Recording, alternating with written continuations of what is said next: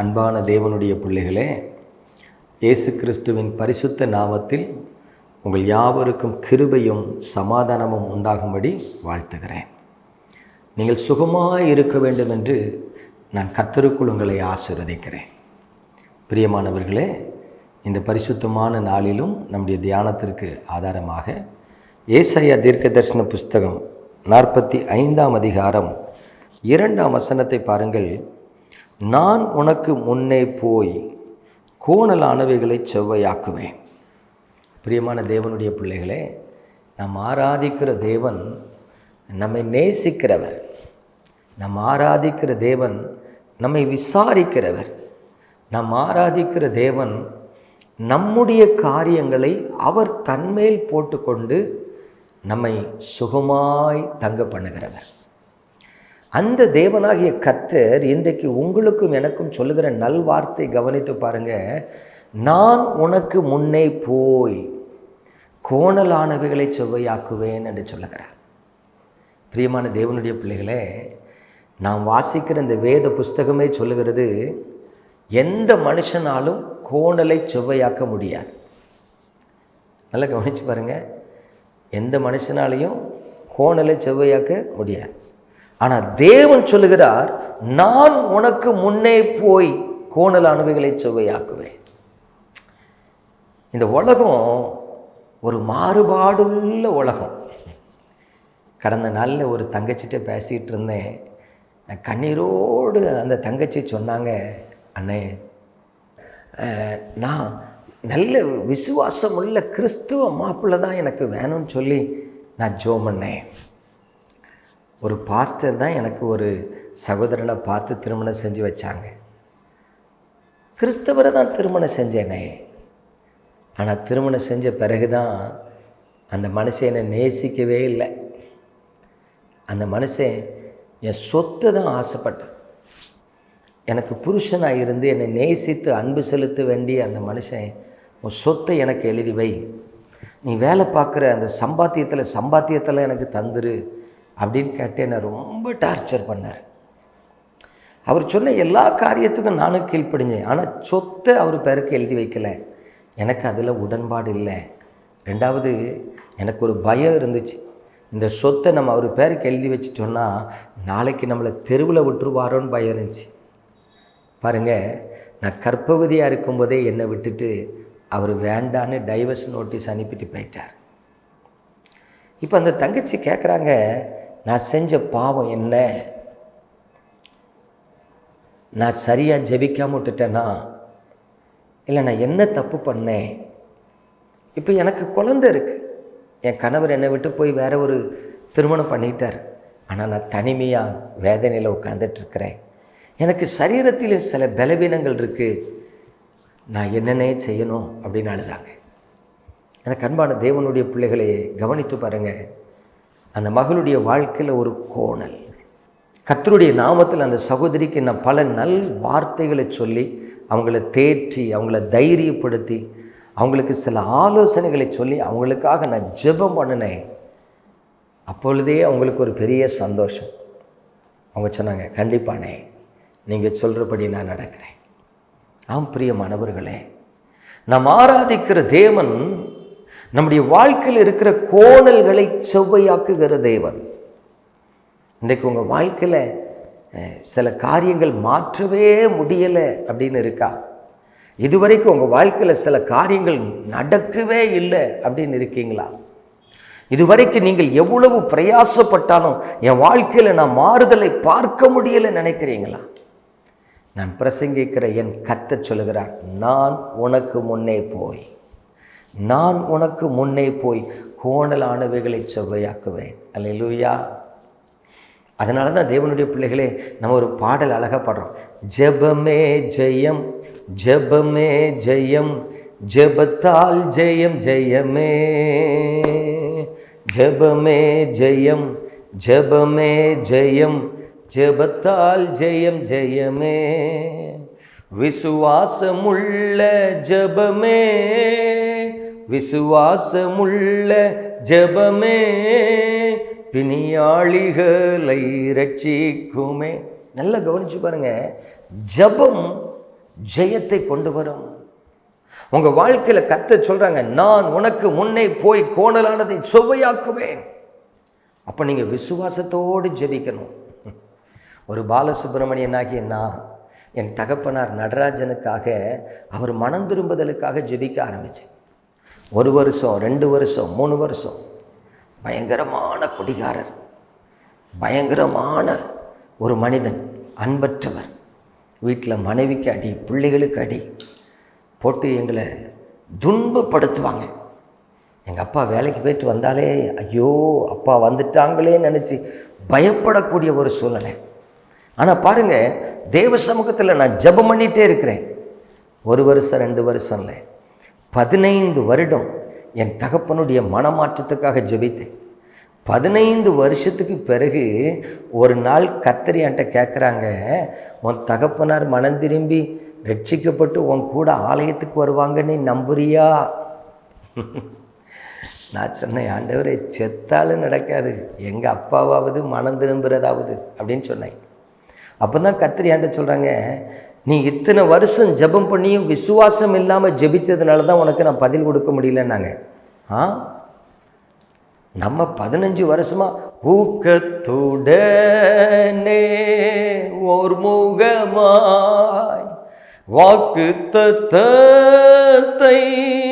பற்றி கொண்டு நம்ம ஊக்கமாக ஜெபம் பண்ணுறோன்னு நினச்சிக்கிட்டு இருக்கோம். கர்த்தர் சொல்கிறாங்க, நீ விசுவாசம் இல்லாமல் ஜெபம் பண்ணிட்டு இருக்கடா, நீ ஜெபிக்கிறா, ஆனால் உனக்குள்ளே விசுவாசம் இல்லை, எங்கள் அப்பா மனம் திரும்பாருன்னு நீ நம்பலையே. ஆமாம், கர்த்தர் சொன்ன பிறகு தான் எனக்கு அந்த கண்ணை திறந்துச்சு. அதுக்கு பிறகு மறுபடி ஆண்டவரே ஐ பிலீவ் லார்ட், எங்கள் அப்பாவும் வேதாகமத்தை தூக்கிட்டு என் கூட ஆலயத்துக்கு வருவாங்க, எங்கள் அப்பாவுக்குள்ளே மனமாற்றம் வரும், எங்கள் அப்பாவும் முழங்கால் படிட்டு ஜெபிப்பாங்க. பாருங்கள், அதுக்கு பிறகு விசுவாசத்துக்குள்ள வந்து ஜெபம் பண்ணேன். 7 வருஷம் கழித்து எங்கள் அப்பா ரட்சிக்கப்பட்டேன். இன்னைக்கு வெறும் நடராஜன், ஆமோஸ் நடராஜனாக ஆண்டவருடைய பிள்ளையாக இருக்கிறேன். எனக்கு அன்பான தேவனுடைய பிள்ளைகளே, நான் உனக்கு முன்னே போய் கோணலானதை செவ்வையாக்குவேன்.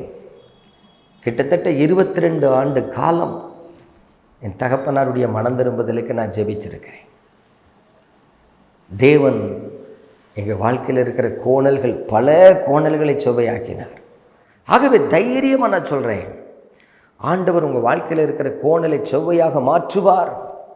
உங்கள் வாழ்க்கையில் இருக்கிற கோணல் மாறும். உன் வாழ்க்கையில் அடைக்கப்பட்ட வாசல் திறக்கும். உனக்கு முன்பு செங்கடல் இருந்தாலும் அது 2 பிளக்கும். உனக்கு முன்பதாக பெரிய கண்மலை இருந்தாலும் கர்த்தர் அதை உடைப்பார். தேவ சமூகத்தில் பொறுமையோடு அவருக்காக காத்திருங்க. சங்கீதக்காரன் தாவீது அதை சொல்கிறான், கர்த்தருக்காக பொறுமையோடு காத்திருந்தேன், கர்த்தருக்காக பொறுமையோடு காத்திருந்தேன், அவர் என்னிடமாய் சாய்ந்து என்னை விசாலத்தில் கொண்டு வந்து விட்டார்.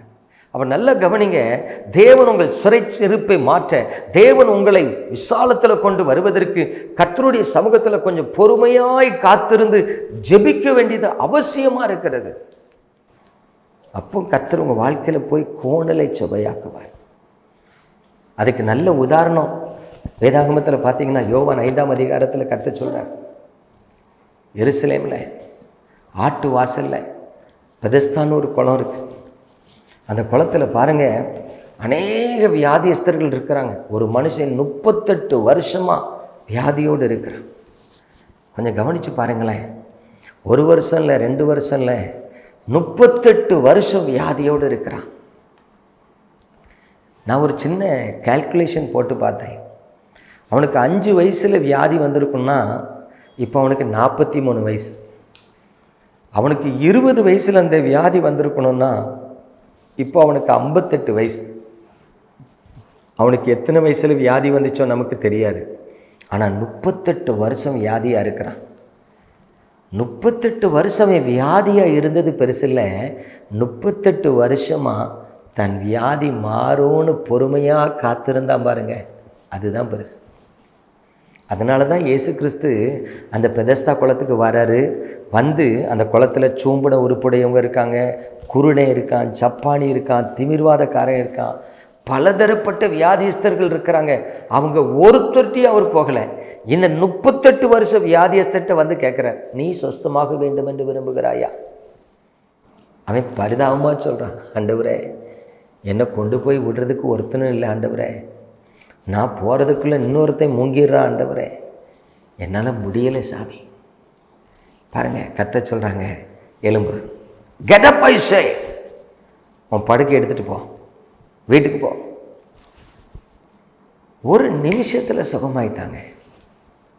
38 வருஷ சிறையிருப்பு, ஈவன் a single word, ஒரு வார்த்தையில் மாறினது. அல்லேலூயா. அதனால தான் பொறுமையாய் காத்திருங்கள் அப்படின்னு சொல்கிறேன். பொறுமையாக காத்திருங்க.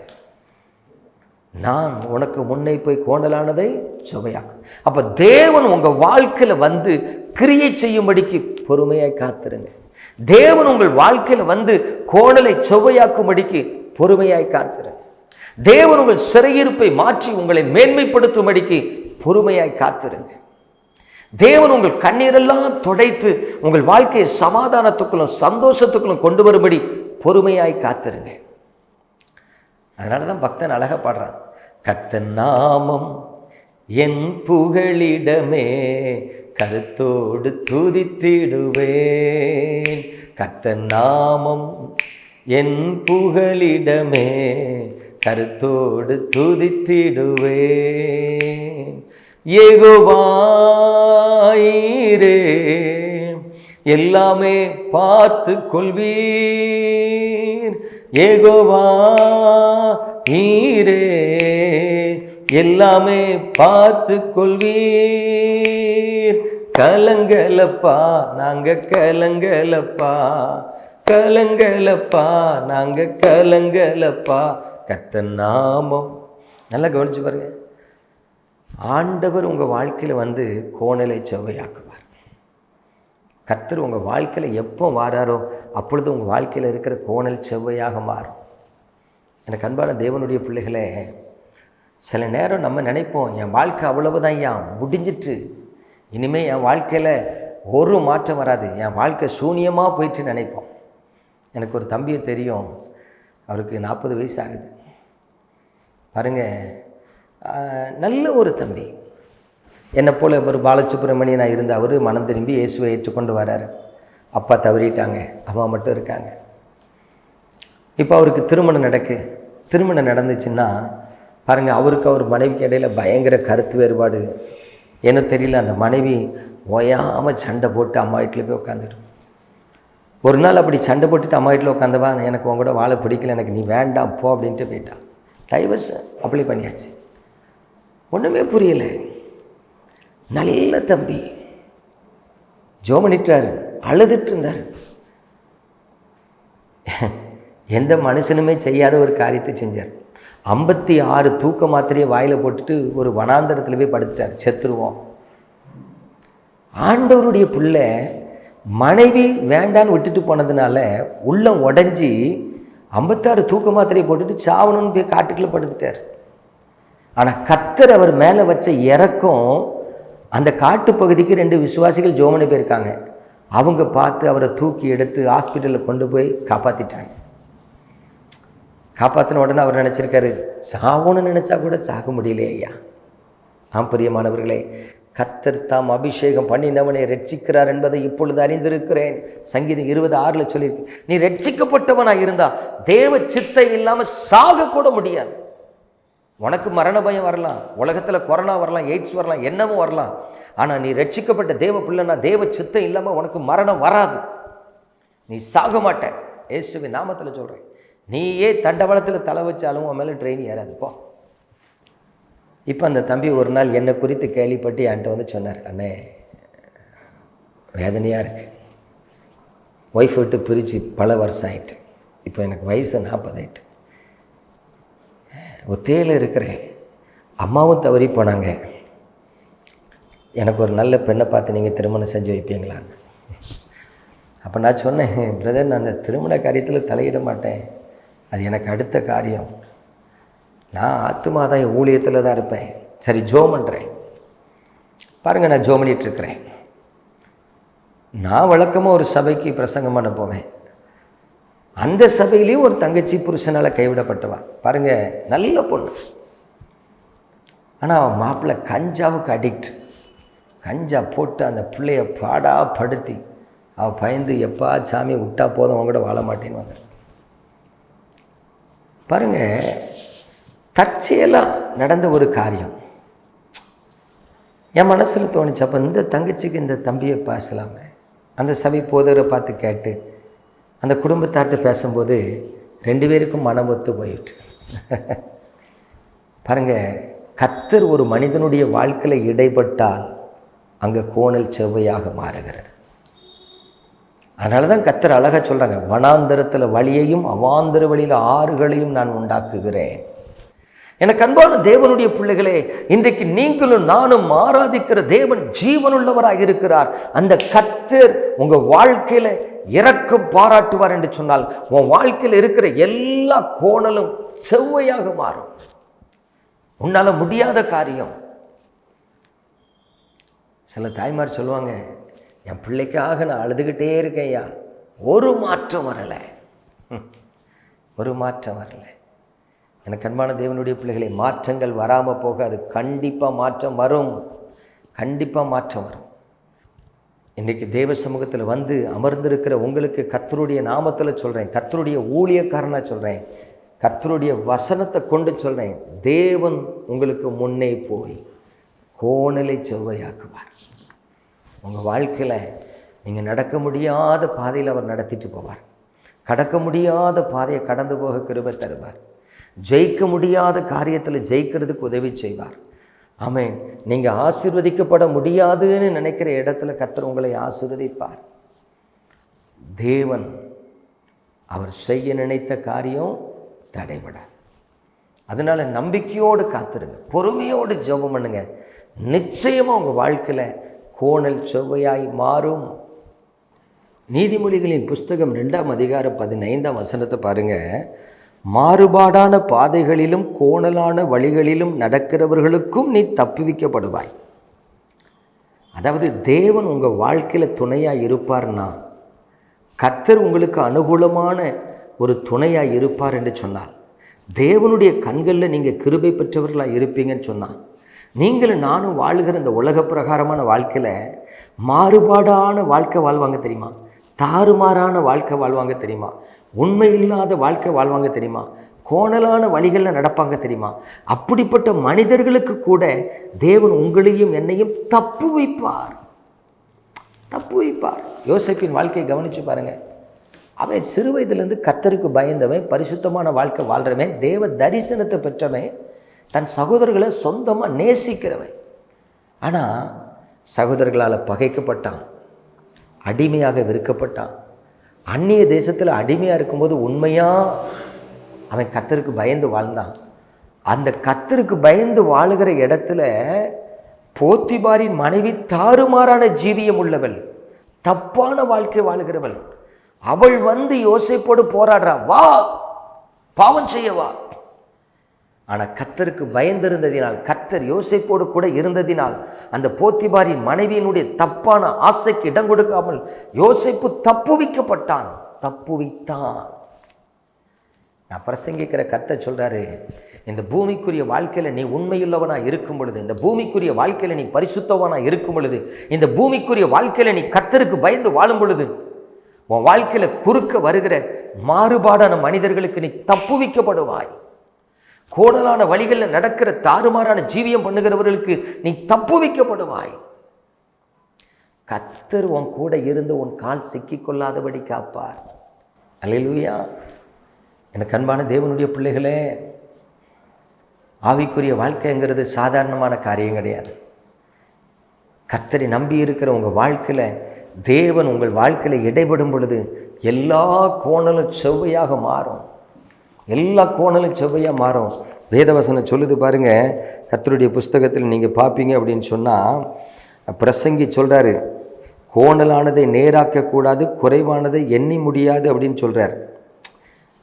பிரசங்கிங்கிறவன் வாழ்க்கையில் நல்லா வாழ்ந்துக்கிட்ட மனுஷன், தேவ ஞானத்தை பெற்ற மனுஷன். அவர் சொல்கிற ஒரு காரியம் 16ஆம் வசனத்தில் சொல்கிறார், இதோ நான் பெரியவனாயிருந்து எனக்கு முன் எருசலேமில் இருந்த எல்லாரை பார்க்கிலும் ஞானமடைந்து தேறினேன். என் மனம் மிகுந்த ஞானத்தையும் அறிவையும் கண்டடைந்தது என்று நான் என் உள்ளத்திலே சொல்லிக்கொண்டேன். அவர் சொல்கிறாரு, கோணலானதை நேராக்க கூடாது, குறைவானதை எண்ணி முடியாது. ஆனால் நாம் பிரசங்கிக்கிற கர்த்தர் சொல்கிறாங்க, நான் உனக்கு முன்னே போய் கோணலானதை செவ்வையாக்குவேன். நான் உனக்கு முன்னே போய் கோணலானதை செவ்வையாக்குவேன். எனக்கு தெரிந்த ஒரு சகோதரி கடந்த நாளில் ஃபோன் பண்ணி சொன்னாங்க, அண்ணே, என் கணவர் பயங்கர வெறி பிடிச்ச மனுஷன், தேவனுக்கு விரோதமான காரியங்களில் ஈடுபடுகிற மனுஷன், விக்கிரகத்துக்காக உயிரை கொடுக்கக்கூடிய ஒரு மனுஷன். எங்கள் வீட்டுக்குள்ளே எந்த ஊழியக்காரங்களும் வரக்கூடாது, வர முடியாது. எங்கள் தெருவில் கூட யாரும் அப்படி போக முடியாது. பைபிளை தூக்கிட்டு தெருவில் நடந்தால் கூட போய் விசாரித்து நீ யார் என்னன்னு கேட்டு அடிப்பார். எனக்கு வேதனையாக இருக்கும். ஆண்டவரே, நான் விசுவாசமுள்ள பிள்ளை, ஆனால் எனக்கு இப்படி ஒரு கணவரை தந்திருக்கிறேன்.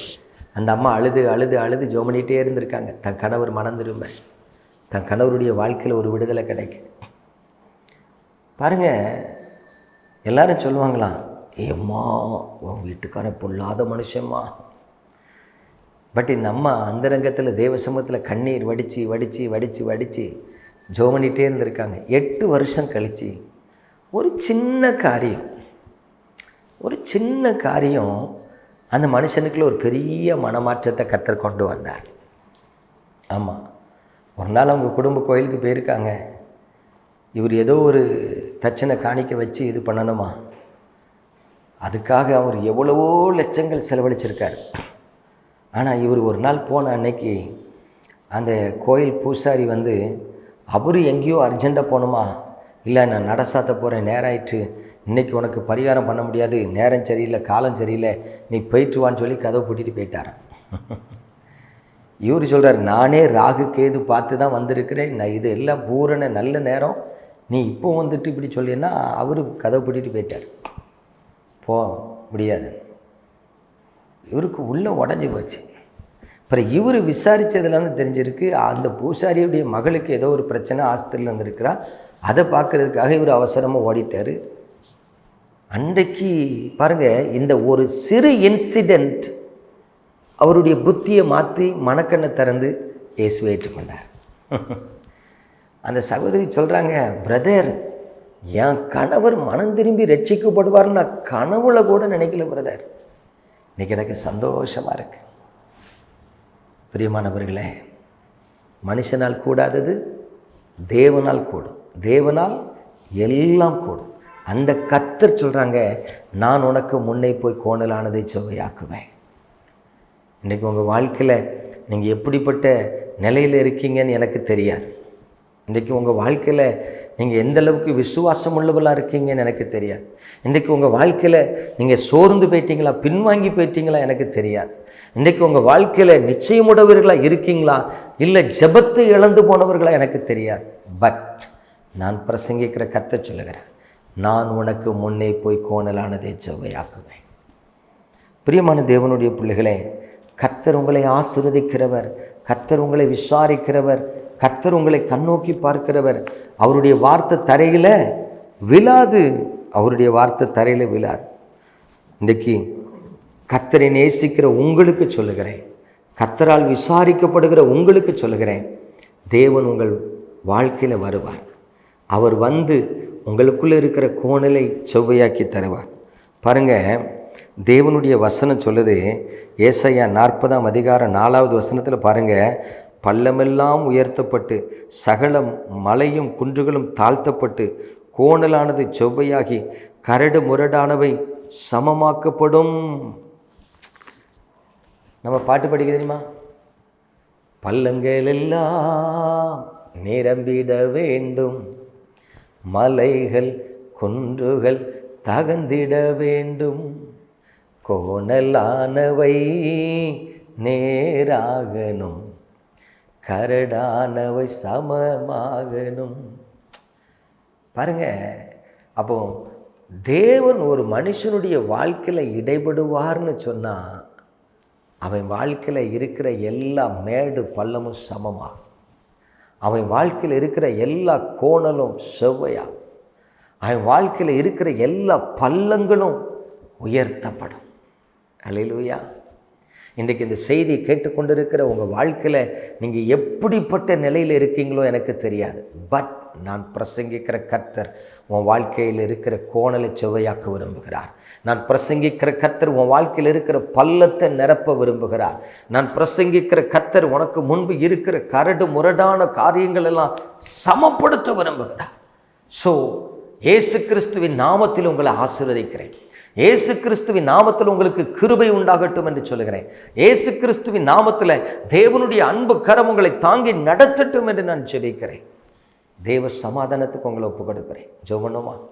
தகப்பனே, ஆசீர்வதிக்கப்பட்ட அந்த நல்ல நாளிலும் உம்முடைய பிள்ளைகளுக்காக நான் ஜெபிக்கிறேன். உமது அன்பு கரத்திலும் உமது பிள்ளைகளை தருகிறேன். ஆண்டவரே, உங்கள் வசனத்தை போதித்திருக்கிறேன், உங்கள் வார்த்தையை பிட்டு கொடுத்திருக்கிறேன். உம்முடைய பிள்ளைகளை கண்ணோக்கி பாருங்கள், உம்முடைய பிள்ளைகளை கரம் பிடித்து நடத்துங்க. உம்முடைய பிள்ளைகளுக்குள் உமது அன்பை ஊற்றுங்க. உம்முடைய பிள்ளைகளுக்குள் உம்முடைய இரக்கத்தை காண்பீங்க. இன்றைக்கு உமது ஜனத்துக்கு ஆதரவாய் ஒரு கொம்பை நீர் முளைக்க பண்ண வேண்டும் நான் ஜெபிக்கிறேன். அப்பா ஆண்டவரே, சஞ்சலத்தோடு வந்திருப்பாங்க, போராட்டத்தோடு வந்திருப்பாங்க. ஆண்டவரே, நெருக்கத்திலிருந்து உங்களை நோக்கி பார்ப்பாங்க. இந்த ஜனங்களை ஆசீர்வதிங்கப்பா, இந்த ஜனங்களை நினைத்தருளுங்கப்பா, இந்த ஜனங்களுக்குள்ள உமது அன்பை ஊற்றுங்க. ஆண்டவரே, உங்கள் நாமத்தில் ஜெபிக்கிறேன். என்னென்ன தடைகள், என்னென்ன கட்டுகள், என்னென்ன போராட்டங்கள் உமது பிள்ளைகளின் வாழ்க்கையில வேதனை உண்டாக்கி அவர்களை வெறுமையாக்கி வைத்திருக்கிறதோ எல்லாம் ஒட்டையட்டும், எல்லா கோணலும் செவ்வையாகட்டும். In the name of Jesus, I bless them, Lord. ஆசீர்வதிக்கிறேன்.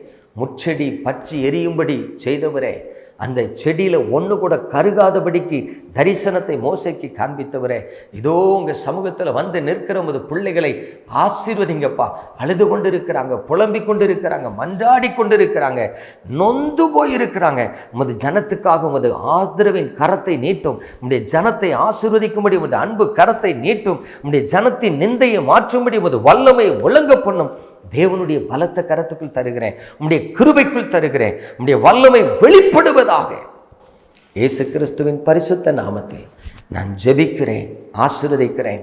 ஜெபம் கேளும் எங்கள் ஜீவனுள்ள பரம தகப்பனே. ஆமென், ஆமென். பிரியமானவர்களே, கலங்காதீங்க, கவலைப்படாதீங்க.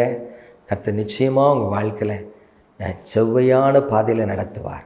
நீங்கள் ஆசீர்வாதமாக இருப்பீங்க. God bless you.